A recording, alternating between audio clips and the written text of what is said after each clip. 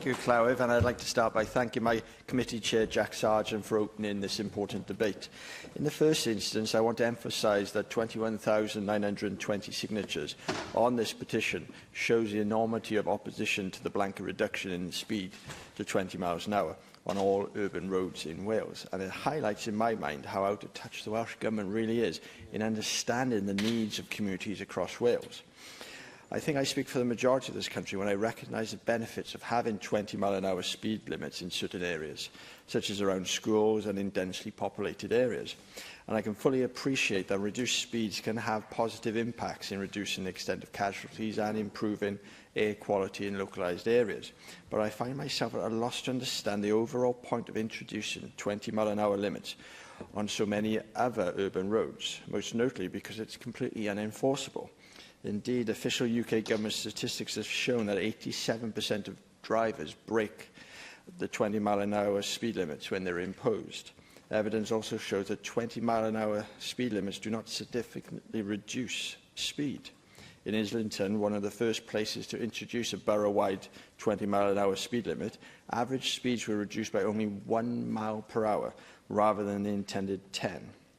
The Department for Transport study in 2018 described at the time as the largest, most comprehensive and sophisticated study into the effects of 20-mile-an-hour speed limits to be undertaken in the UK, found that drivers' median speed fell by just 0.7 miles per hour in residential areas and 0.9 in city centre areas, where limits had been dropped from 30 to 20. The same study also found that the introduction of 20-mile-an-hour limits increased journey times by 3% in residential areas and 5% in city centres. Whilst 3 and 5% increases seem insignificant, I would argue that a 5% increase in travel time is going to have many unintended consequences that are going to be more damaging in the longer term. Drivers will likely drive faster on the roads to make up perceived loss of time, and this will undoubtedly increase the likelihood of collisions. I'd also argue that there would be a potential for driver frustration to increase incidences of road rage.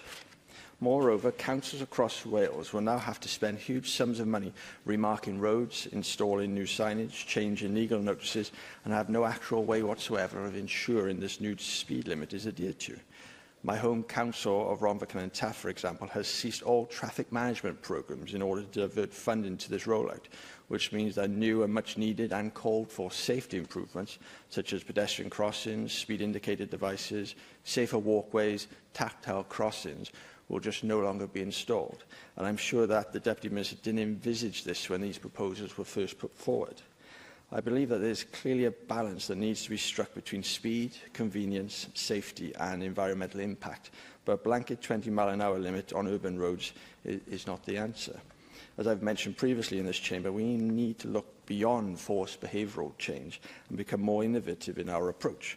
Rather than blanket speed limit, we could look at speed reduction zones that are designed around the needs of the community and tailored for maximum efficiency. We could even look at installing air filters on our public transport and erecting smog towers to help tackle air quality. Not only will I think these will have better public support, but they'll also deliver the improvements in air quality and safety that the Welsh Government are looking for. Thank you.